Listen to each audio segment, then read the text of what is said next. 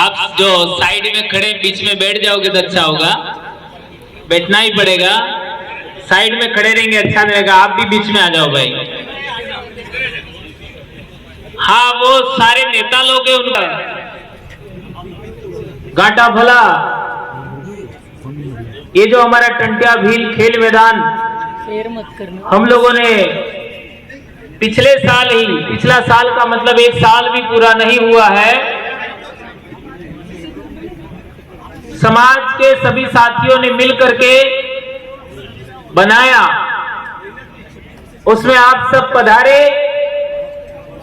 मेरे समाज के छोटे बच्चे, पढ़ने वाले विद्यार्थी, बेटे बेटियां और समाज के नवनियुक्त कर्मचारी बंधु बहने और सेवानिवृत्त कर्मचारी, हमारे समाज के अधिकारी कर्मचारीगण, हमारे साथी ट्राइबल एम्प्लॉयज फेडरेशन के कर्मचारी साथी, हमारे जनप्रतिनिधिगण और आप सबको यहां पर आने के लिए आप सबका अभिनंदन, स्वागत। दोस्तों, हमारे समाज की शिक्षा के लिए हमारे पूर्वजों ने बहुत त्याग किया, बलिदान दिए। इसके बावजूद भी आज कालीबाई का हम बात करें, सेंगा भाई की बात करें, नाना भाई खाट का बात करें, शिवराम जी की बात करें, हमारे डामोर रामापथु की बात करें और बहुत सारे उस जमाने में मार खाने वाले लोग हैं।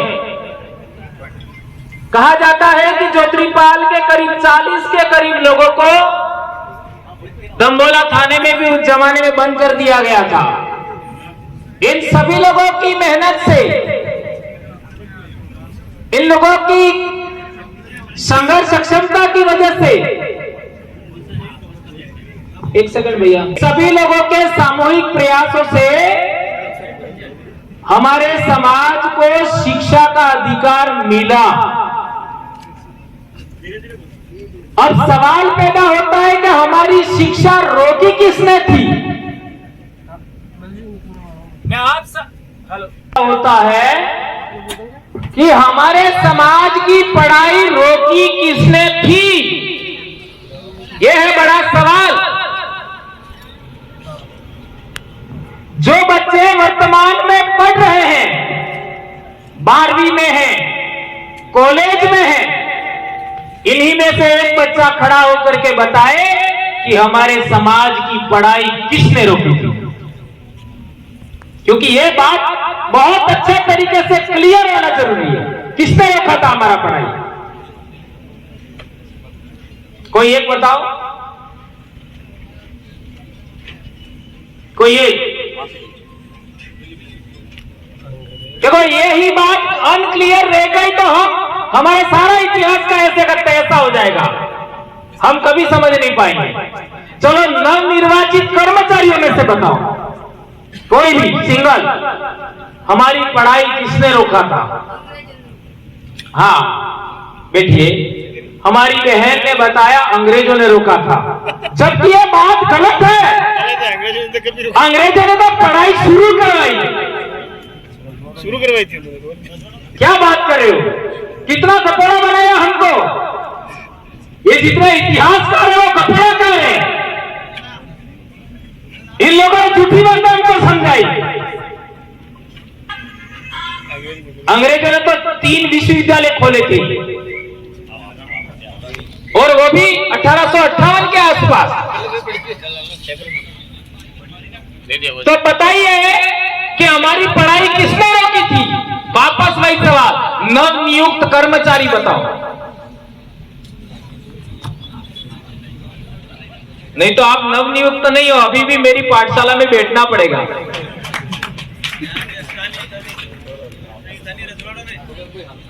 जी जी जी, हाँ, कौन? हाँ, बोलिए।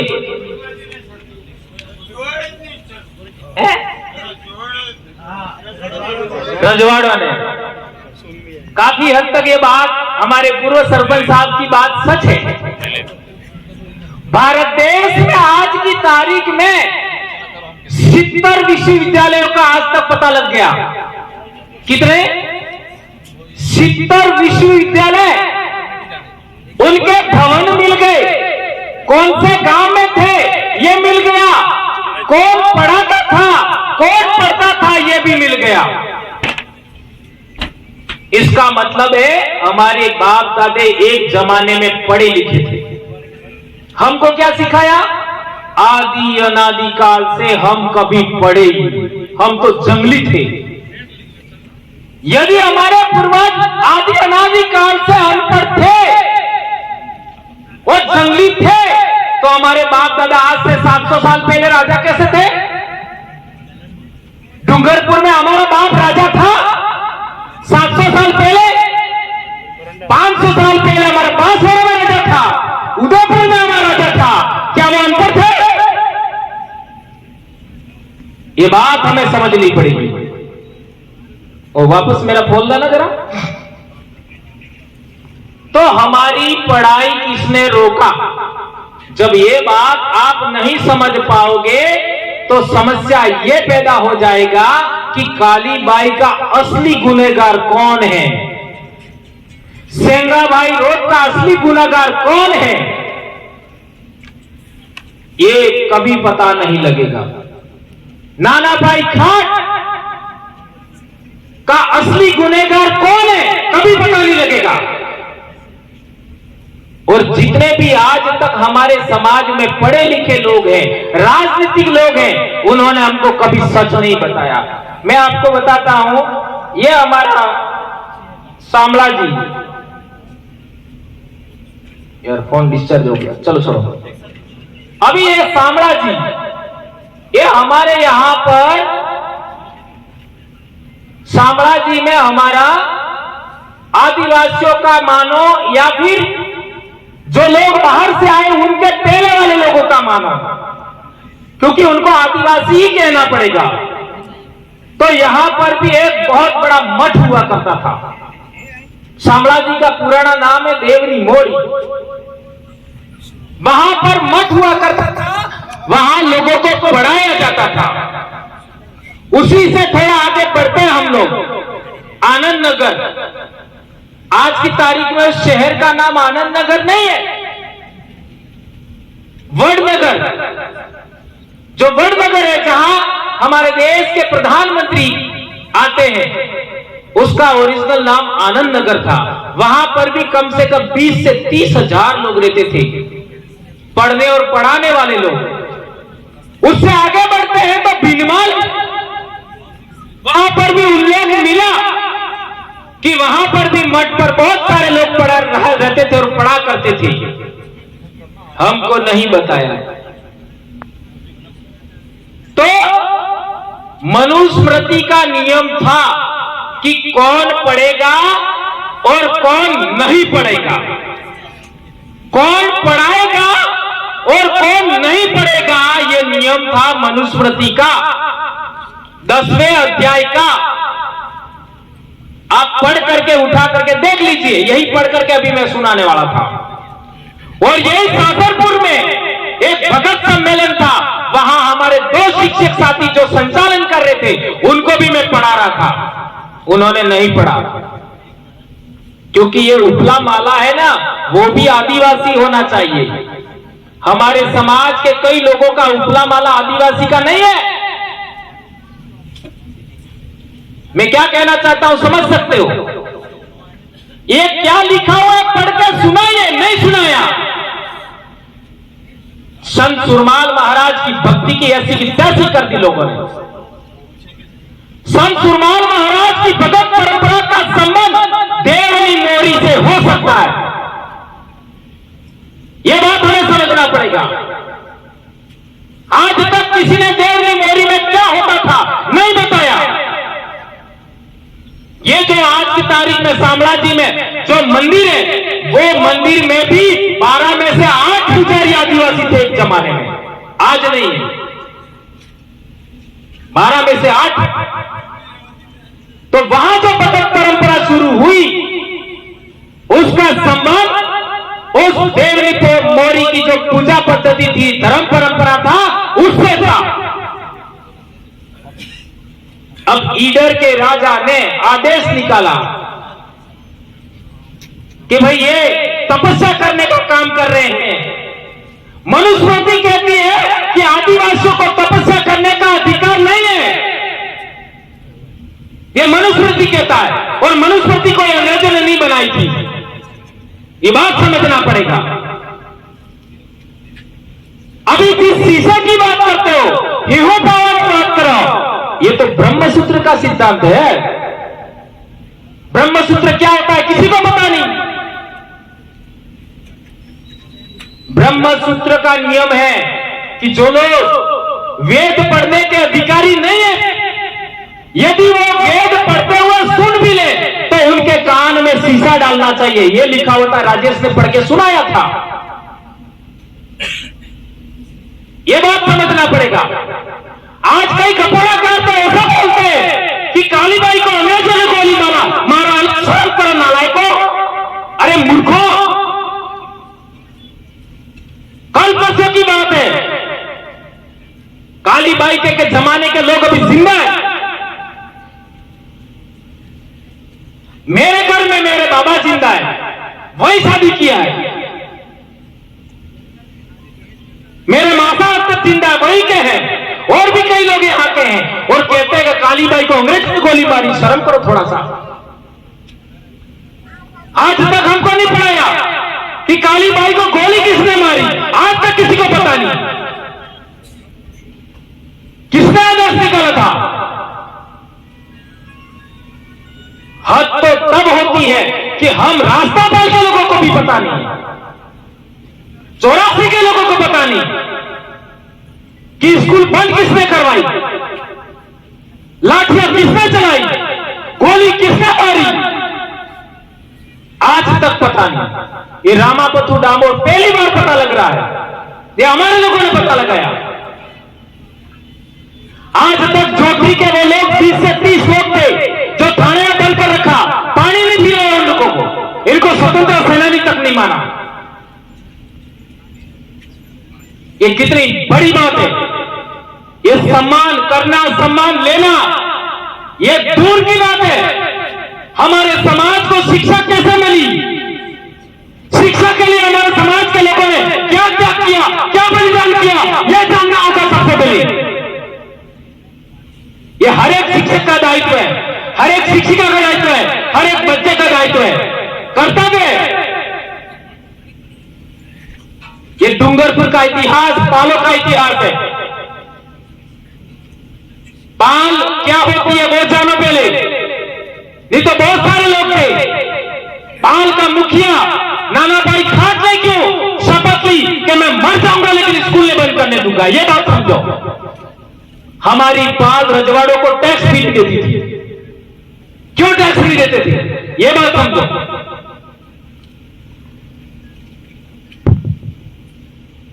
ये बातें हमें बहुत गहराई से समझने की जरूरत है दोस्तों, बच्चे बच्चियों सबको।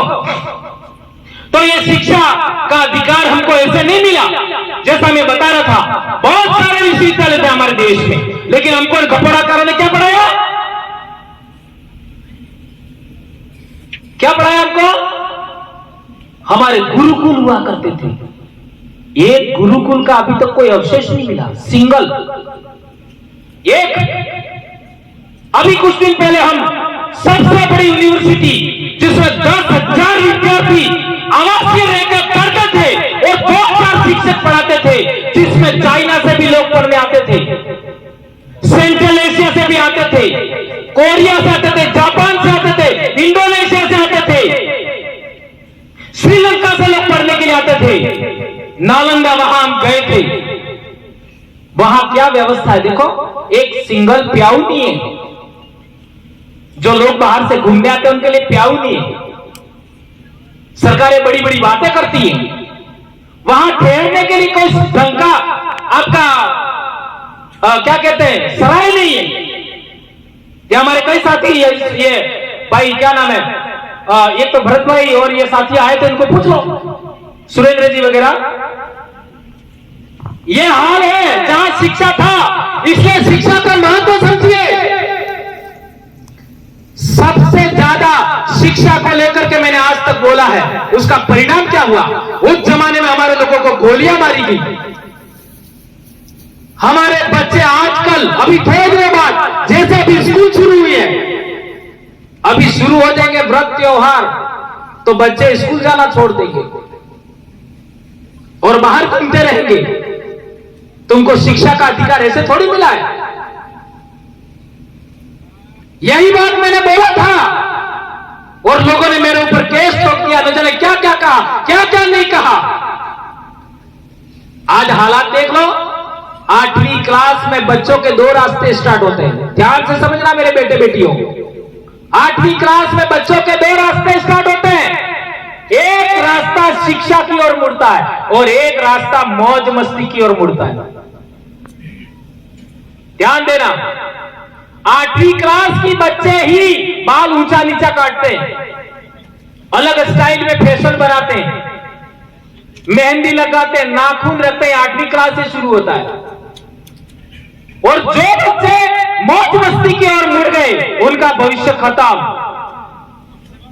फिर आगे जाकर के वो नरेगा में मिलेंगे, अहमदाबाद काम करने जाएंगे और रोडों पर भटकेंगे। और आजकल ये सड़कों पर जो घूम रहे हैं ना रात को, ये कल परसों डिटेल किए आपका दोगड़ा में, मौज मस्ती के चक्कर में, महोत्सव के चक्कर में, और ये पत्थरबाजी करेंगे। हमारे 84 में भी यहाँ जोधपुर ब्लॉक के अंदर पिछले साल 70 के आसपास बच्चे पकड़े थे। पत्थरबाजी में एक बच्चा मर गया था। ये अनकंट्रोल्ड बच्चे, ये अनुशासनहीन बच्चे कैसे, वो 8वीं क्लास में उनका निर्माण होता है, उनका रास्ता चेंज होता है। जिस बच्चे को 8वीं क्लास में पढ़ाई की ओर मोड़ दिया जाता है, वो बच्चा अपनी जिंदगी में सक्सेस होता है। और जो बच्चा 8वीं क्लास में मौज मस्ती की ओर मुड़ जाता है, उसका कोई भविष्य नहीं होता। और एक बात गंभीर, 8वीं क्लास में वो बच्चा मौज मस्ती की ओर मुड़ता है जिसको पाठ पढ़ना नहीं आता। जिस बच्चे को 8वीं क्लास में पाठ पढ़ना नहीं आता, उसका जिम्मेदार माता पिता भी है और शिक्षक भी है, प्राइमरी एजुकेशन वाले शिक्षक। मुझे कहने में कोई हर्ज नहीं है, प्राइमरी एजुकेशन के शिक्षक भी जिम्मेदार है और माता पिता भी जिम्मेदार है। ये बात समझना होगा। और आजकल कई सारे बच्चों के माँ बाप 10 रुपए बच्चों को पकड़ा देते हैं, खाना नहीं देते सुबह, और बच्चा स्कूल जाके क्या खाता है? पाउच कुरकुरे, और वो भी फूल होता है, लेकिन उसके अंदर मसाला तो थोड़ा सा होता है। उसका कितना नुकसान है आप समझिए। ये मैं बोलूंगा लंबा हो जाएगा, बहुत नुकसान। तो मेरे कहने का मतलब यह है, एजुकेशन को लेकर के हमारे पूर्वजों ने कितना त्याग किया, कितना बलिदान किया, उसकी इज्जत करिए। और मैं एक बहुत बड़ी बात कहना चाहता हूं एजुकेशन के लिए। मेरा सारा आज की तारीख में और पिछले 2 साल से फोकस एजुकेशन पर ही ज्यादा। एक तो बच्चे स्कूल से बाहर रहते हैं, और दूसरा हमारे बच्चे हैं स्कूल के टाइम में इधर उधर भाग जाते हैं। ये आपने देखा होगा। और इसके लिए कौन जिम्मेदार है, ये आप सब जानते हो। और कई स्कूलों में तो दूसरे दिन बोतलें भी मिलती है बरंडे के अंदर, ग्राउंड में, ऐसा भी होता है। और महोत्सव के चक्कर में बहुत कुछ गड़बड़ हो रहा है, उसका ख्याल रखिए। और एक गंभीर बात जो मैं आपके बीच में कहना ही चाहता हूं, और कहना जरूरी भी है, वो ये है कि जो पढ़े लिखे लोग हैं और सेवानिवृत्त कर्मचारी हैं, उनकी जिम्मेदारी है, हम लोगों ने पहले से कह रखा है, उनकी जिम्मेदारी है कि अपने गांव की सीनियर स्कूल की विजिट करें। और विजिट करने के बाद वहां जाकर के क्या पढ़ा रहे हो क्या नहीं पढ़ा रहे हो उस पर बात करने के बजाय आपको क्या समस्या आ रही है उस पर बात करो। शिक्षकों को संभल दीजिए। शिक्षक डरा हुआ आज की तारीख में, वो कुछ बोले तो बच्चा स्कूल नहीं आए ऐसी नौबत आ रही है आजकल। पहले ऐसा नहीं होता था। अब बच्चे को थोड़ा सा दबाने के लिए या फिर कुछ गलत कर रहा है कुछ कह देते हैं 15 दिन स्कूल नहीं आएगा, ये एक बड़ा समस्या पैदा हुआ है। ये कोई कह नहीं पाता है, ये कहने के लिए भी हिम्मत चाहिए। ये बड़ी समस्या आ रही है। तो जितने भी सेवानिवृत्त कर्मचारी है आप लोगों की जिम्मेदारी है कि स्कूल में जाएं और शिक्षकों से बात करें कि क्या समस्या आ रही है, कौन कौन बच्चे स्कूल नहीं आ रहे, और उनके माता पिता से संपर्क करें। क्यों? क्योंकि आपने समाज का नमक खाया है 30 से 35 साल। ये बात भी मैंने पहले बोला था, बुरा लग गया था। और जो जनप्रतिनिधि हैं, आजकल जनप्रतिनिधियों को नई बीमारी लग गई है। हमारे वालों में भी कुश्ती जा रही है कि मैं कुछ गलत बोलूंगा तो लोग मेरे को वोट नहीं देंगे। हंसी बात है। कौन कौन समझ करो। अरे वाह बढ़िया। तो फिर ऐसे जनप्रतिनिधियों की हमें आवश्यकता है क्या? नहीं है।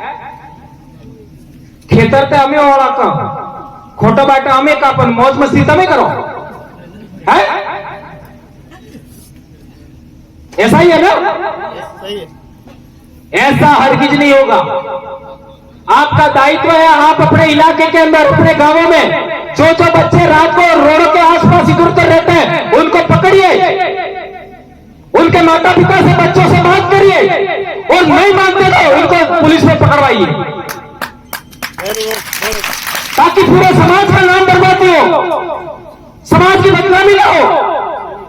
हमने बहुत मेहनत किया, त्याग किया, तपस्या किया, तब जाके समाज इकट्ठा हुआ है और दूसरे लोगों को कहने का अवसर ना मिले। आज तक जितने भी ये बाइक राइडर हैं, ये जितने भी बच्चे आपका बर्थडे पार्टी में दारू पार्टी करते हैं और जो पत्थरबाजी करते हैं उनमें एक भी बच्चा आदिवासी परिवार से जुड़ा हुआ नहीं मिला। या तो वो दूसरी पार्टी के लोग हैं वो कराते हैं या फिर बच्चों को दारू पिला करके कई लोग व्यवस्था भी करना चाहते हैं समाज की। इसके लिए जनप्रतिनिधि और सेवानिवृत्त कर्मचारी की ड्यूटी है, सामाजिक कार्यकर्ताओं की ड्यूटी है कि गांवों में ग्राम एकीकरण समिति बन रही है उसमें सहयोग करें। ग्राम एकीकरण समिति के माध्यम से आने वाले समय में गांव में कौन बच्चा स्कूल से बाहर रहता है स्कूल टाइम से उसको डिटेन किया जाएगा, पकड़ा जाएगा, उसके मां बाप को भी पूछा जाएगा और नहीं मानेंगे तो उनके लिए प्रबंध कानून के तहत किया जाएगा। ये हम लोग करने वाले हैं। अभी हर एक गांव में कमेटी बन रही है, एक एक गांव में 40, 50, 100 लोगों की कमेटी बन रही है। समाज को सुधारने के लिए गलत भी करना पड़े, बुरा भी बोलना पड़े और ठुकम ठुका करना पड़े तो भी करना पड़ेगा, तब जाकर के लोग सुधरेंगे। ये जोधपुरी में हमारे उदयलाल जी रोज साहब थे, वो कहा करते थे कि मतलब एक काम रे जो है एक हाथ में जोड़ो बढ़ावो सांभड़ा नो, एक हाथ में जोड़ो तो एक हाथ में जोड़ो तो पहला काम आवे नहीं, समझ में आ गई नहीं? तब जाकर के कई लोग तो ठीक होंगे। इसलिए मेरे कहने का मतलब यह है समाज को परिवर्तन करने के लिए, परिवर्तन का मतलब एजुकेशन की ओर मोड़ना, लोकतंत्र की ओर मोड़ना, कानून संवैधानिक अधिकारों की ओर मोड़ना, ये काम करने के लिए कुछ एक लोगों को ये कभी अधिकार नहीं दिया जा सकता कि समाज को नुकसान किया जाए। समाज ये जुड़ रहा है उसमें व्यवधान पैदा किया जाए, ये बात हमें ध्यान रखनी होगी। और चिट्ठी भी आ गई थी क्योंकि टाइम का बहुत सारा हमारे बीच में अभाव है, तो आप लोगों ने मेरी बात को सुना। और एक महत्वपूर्ण बात, हमारे शिवराम जी का भी आज मूर्ति का अनावरण हो गया, आपका नानाबाई खाट का भी हो गया, सेंगाबाई का, कालीबाई का भी हो गया, और हमारे संत गोविंद गुरु महाराज, संत सुरमाल महाराज और हमारे सुराता में देखे हम कुरिया महाराज, उनका भी बहुत बड़ा समाज में योगदान है। इस तरीके से और भी बहुत सारे संत हो सकते हैं, उनका भी मूर्तियां हमें लगवाना ही है। और टंट्या भील और राणा पूजा भील, इतनी मूर्तियां तो यहाँ गेंजी में लगनी ही चाहिए। रामापथु की भी लगनी चाहिए, लगनी चाहिए कि नहीं लगनी चाहिए? तो 3 तो हमारे संत हो गए, और आपका रामापथु हो गए, हमारे टंट्या भील हो गए, और हमारा राणा पूजा भील हो गए। इतने तो लगने ही चाहिए। तो हमें इसके लिए भी प्रयास करते रहना चाहिए, और आने वाले साल कम से कम 1 मूर्ति तो हम जरूर लगा दें, ठीक है? तो यह हमारा जो ग्राउंड है उसका नाम भी हम लोगों ने पिछले साल घोषित किया था कि ये टंट्या भील खेल मैदान के नाम से जाना जाएगा। और एक महत्वपूर्ण बात, अभी लेटेस्ट एक कार्यक्रम आ रहा है 15 तारीख को। क्या कार्यक्रम है? ज्ञापन देना, उसमें सबको जाना है 15 तारीख को। और 17 तारीख को क्या है? मानगढ़ रैली, उसमें बिल्कुल अनुशासित, ये इधर उधर करने वाले बाइक राइडर ने, ऐसे जो दारूड़िया ने, ऐसे लोगों को लाना नहीं है। और कई हमारे मीटिंगों में भी दारू पी के आ जाते हैं। अब की बार मुझे मिल गया ना कोई, तो इसका इलाज मैं कर दूंगा। पिछले साल मैंने कंबोया गोविंद गुरु के समाधि पर किया था, ऐसा कर दूंगा अब की बार मैं। ठोकूंगा ही, छोड़ूंगा नहीं। कोई पी करके मीटिंग में आ गया, ये बात ध्यान देनी है। और इसके बाद 17 तारीख का हो गया ना, और 21 को हमारे राष्ट्रीय काउंसिल की मीटिंग भी है। इन बातों को याद रखना। और भाई हमारे उमेश जी ने बताया कि वृक्षारोपण, आ रोड है अपना सिमलवाड़ा तक ठेठ चिगली तक डूंगरपुर से, और ये सागवाड़ा वाला रोड, आजपुर वाला रोड, जितने भी रोड हैं उन रोडों के किनारे हमें पेड़ पौधे लगाने हैं। और कहां लगाने हैं? जहां किसी की दुकान हो, जहां किसी का घर हो, वहीं पर पेड़ लगाना है ताकि उसकी सुरक्षा हो सके, उसको पानी पिला सके। एक दूसरा बात है, बेणेश्वर में कौन सा तारीख? 4 तारीख को आपने है तो मरवा बात है बिनीसर जाबू से है वह लोग अपना भी आवे मैं सावे बेही अड़ा बल्ले 1 रोपड़ू रोपो से। अभी सुन रहे हो इनमें से कौन कौन बेणेश्वर 4 तारीख को आओगे? बताओ। सभी लोगों को पेड़ पौधा रोपना है पर्यावरण के लिए, ठीक है? तो मैंने बहुत सारी बातें बोल दी, टाइम भी बहुत ज्यादा हो गया। आप लोगों ने मेरी बात को सुना, जो भी बात गलत लगे यही छोड़ के जाना, लेकिन जो कड़वी बातें हैं समाज के लिए जरूरी है उनका पालन आप करेंगे, ऐसी आशा अपेक्षा के साथ। जय आदिवासी, जय जोहार, जय भील प्रदेश।